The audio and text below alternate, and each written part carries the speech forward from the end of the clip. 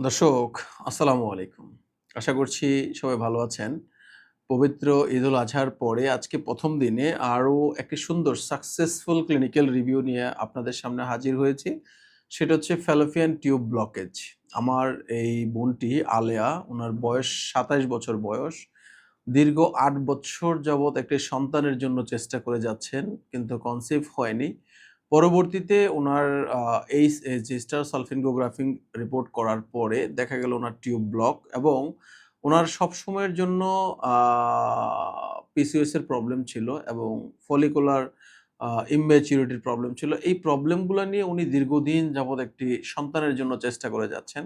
দীর্ঘ সময় ধরে সন্তানের চেষ্টা করার পরেও যখন ব্যর্থ হয়ে যান এবং আ হতাশার চরম পর্যায়ে যখন উনি আমার চেম্বারে আসেন, আসার পরবর্তীতে উনাকে আমরা আ ট্রিটমেন্টের জন্য সাজেস্ট করি। ট্রিটমেন্ট সাজেস্ট করার প্রায় ৫ম মাসে আল্লাহ তাআলার অশেষ রহমতে আ উনার এই ফ্যালোপিয়ান টিউব ব্লকেজের ট্রিটমেন্ট চলাকালীন সময়ে উনি কনসিভ করেন। এবং প্রেগন্যান্সি পজিটিভ আসেন। উনি আজকে ১ম দিনে চেম্বারে আসার পর বলেন যে, "স্যার আলহামদুলিল্লাহ প্রেগন্যান্সি পজিটিভ আসছে।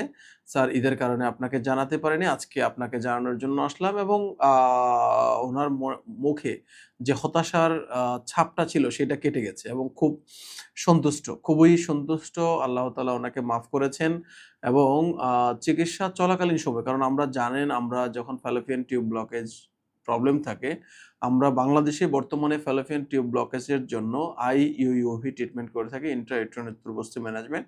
ফর 6 মান্থ এর জন্য একটা ট্রিটমেন্ট প্রোটোকল আমরা সাজেস্ট করে থাকি এবং আমার যারা পিসিওএস উনার পিসিওএস এর প্রবলেম ছিল, পিসিওএস এর জন্য উনাকে ট্রিটমেন্ট সাজেস্ট করি, সাথে কিছু লাইফস্টাইল মডিফিকেশন এর কথা বলি এবং কিছু বিধি-নিষেধের কথা বলে থাকি।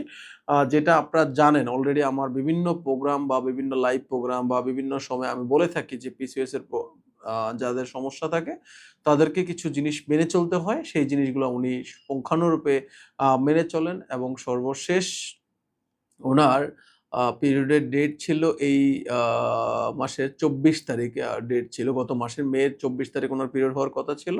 পিরিয়ড হয়নি, মিসড হয়েছে। সবসময় মাসিক রেগুলার থাকে। তারপরেও যখন মাসিক হয়নি, উনি প্রেগন্যান্সির একটা আ টেস্ট করেন। প্রেগন্যান্সি পিটি টেস্ট করার পরে দেখলাম প্রেগন্যান্সি পজিটিভ এবং কাঠি টেস্ট করেন প্রেগন্যান্সি পজিটিভ। আল্লাহ তাআলা উনাকে মাফ করেছেন। অশেষ আ শুকরিয়া আল্লাহ তাআলার কাছে। আসলে আমরা অনেক বেশি হতাশ হয়ে যাই অনেক সময়, অনেক বিষয়াদি নিয়ে। যেমন বাংলাদেশে বর্তমানে সবচেয়ে একটা বড় portion of female infertility due to fallopian tube blockage.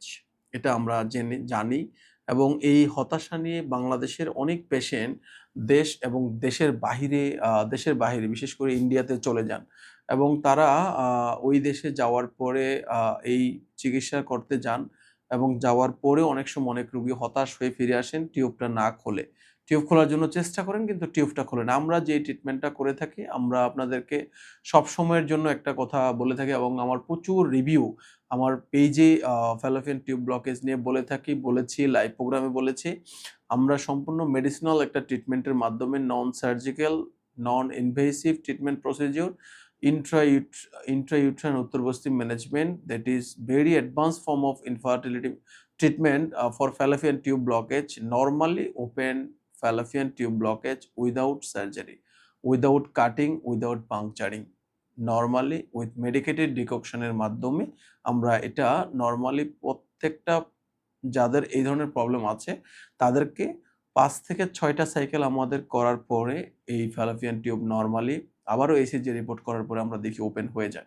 আমার এই বোনটির ক্ষেত্রে যেমনটা হয়েছে ফ্যালোপিয়ান টিউব ব্লকেজ ছিল, উনাকে বলেছিলাম ট্রিটমেন্ট শুরু করেছেন এবং ট্রিটমেন্টের পরে আলহামদুলিল্লাহ পরবর্তী ইসিজি রিপোর্ট করার আগেই ৫ম মাসে উনার রিপোর্টটা উনার প্রেগন্যান্সি পজিটিভ হন এবং আ পরবর্তীতে আমরা আর ইসিজি রিপোর্ট করার প্রয়োজন হয়নি, হবে না।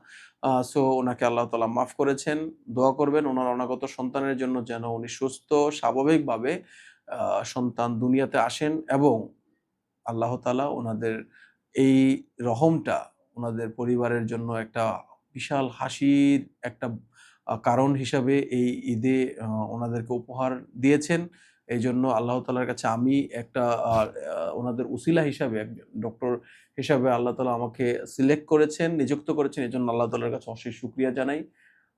এই বলে আমি আজকের এই রিভিউটি এখানেই শেষ করছি। ভালো থাকবেন সবাই। আসসালামু আলাইকুম।